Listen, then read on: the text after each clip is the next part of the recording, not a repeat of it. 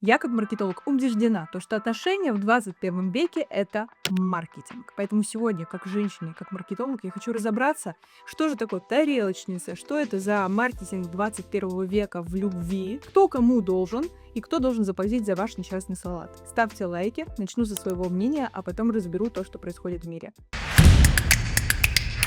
Начну с того, что за меня мужчины всегда платили на свидании. Даже если у нас не было с ними никаких продолжений нашей коммуникации, абсолютно точно ни разу я в жизни не платила за мужчину, если речь шла о свидании. Но мой опыт — это точно не опыт тысячи женщин, которые могли столкнуться с похожими персонажами, как Кузя с его недавнем интервью или Арсен Маркалян. Как будто бы у вопроса, а кто за кого должен платить на свидание, нет однозначного ответа. Потому что вроде как женщина работает, женщина сама может, а с другой стороны мужик себя не до конца проявил, и вот ты уже тарелочница, если просишь оплатить твой кофе. Кстати, помимо термина тарелочница, был недавно рожден новый термин, называется аптечница. Знаете, что он значит? Охо! Ребята, просто представьте, если девушка заболела, и она просит парня о себе как-то позаботиться, то если он привозит ей лекарства, то она на нем нажилась. У меня, кстати говоря, был один случай, когда я сильно заболела, у меня была тяжелая пневмония, и один ухажер вызвался мне привезти, значит, там всего-всего. И потом, когда он меня спрашивал, что купить, и перечислял какие-то товары из аптеки в духе там нурофена и что-то такое, я ему сказала: да, возьми, пожалуйста, нурофен тоже. На что он при встрече сказал мне: не знал, что у тебя нурофена дома нету.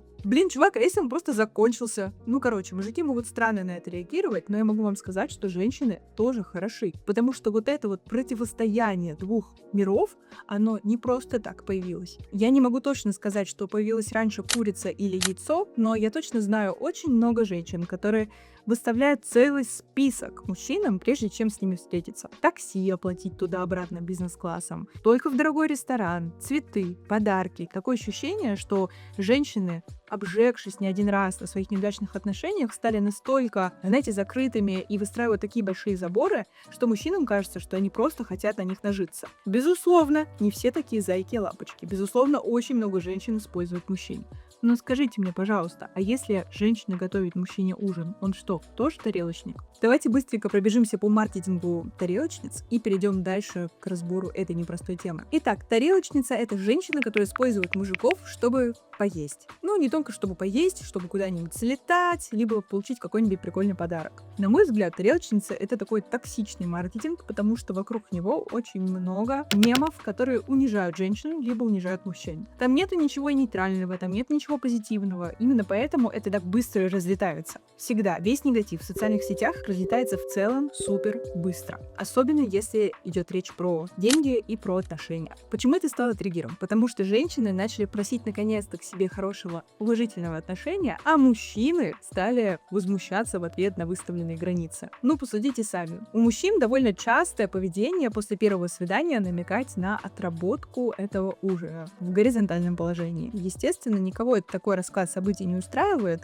и хочется в нормальной коммуникации, в комфортном месте. Конечно же, не обязательно это должен быть ужин в дорогом ресторане, это может быть просто встреча за кофе. Но все-таки феминизм сыграл, наверное, достаточно злую шутку, и многие мужчины тоже неправильно его поняли. Они думают, раз ты, условно, феминистка, и у тебя есть свои права, за что боролась, на то и напоролась, плати сама. В общем, спасибо за прекрасный вечер.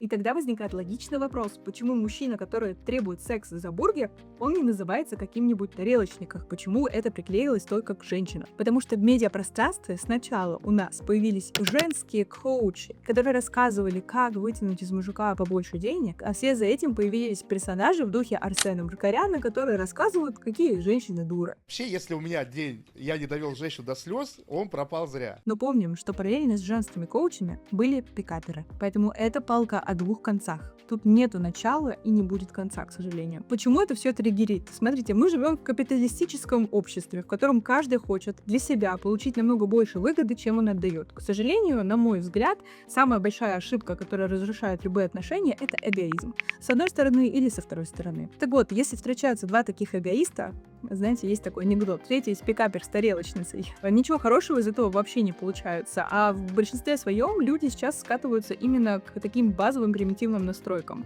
Пожрать, потрахаться, да и все. Все это приводит на самом деле к большим последствиям, чем просто противостояние мужчин и женщин. Многие женщины начинают ненавидеть других женщин, если те хорошо живут, выставляют свои границы, они начинают унижать и поливать дерьмом. И получается следующая история, что если ты изначально из бедной семьи, то ты не имеешь права хотеть этой хорошей, красивой жизни, комфортной, потому что иначе ты меркантильная сволочь. А если у тебя это уже все есть, то ты зажралась, ты избалована и вообще. И, к сожалению, также этим пользуются бренды, которые навязывают женщинам то, что они постоянно недостаточны. У вас недостаточно дорогая сумка, у вас недостаточно дорогая косметика, вам подарили слишком маленький букет цветов, нужно, чтобы как в инстаграмах, чтобы это 200 дороже. Маркетинг вот этой погони, то, что тебе будет все время недостаточно всего в отношениях, он действительно стал очень навязчивым. Если вы посмотрите, то какой-нибудь 14 февраля или 8 марта это такие прям праздники тщеславия, когда все хвастаются друг перед другом, кому какой букет подарили больше или меньше, подарили тебе iPhone или подарили тебе какие-нибудь цацки. В том числе маркетинг отношений играет злую шутку и с мужчинами, потому что они тоже чувствуют себя немного используемыми. Ну, мол, работать только на прихоти девушки, потому что ей в Инстаграме понравился новый Dyson. И вот эта вот постоянная соревновательная история про то, у кого круче, у кого больше и у кого лучше, она вообще никому на самом деле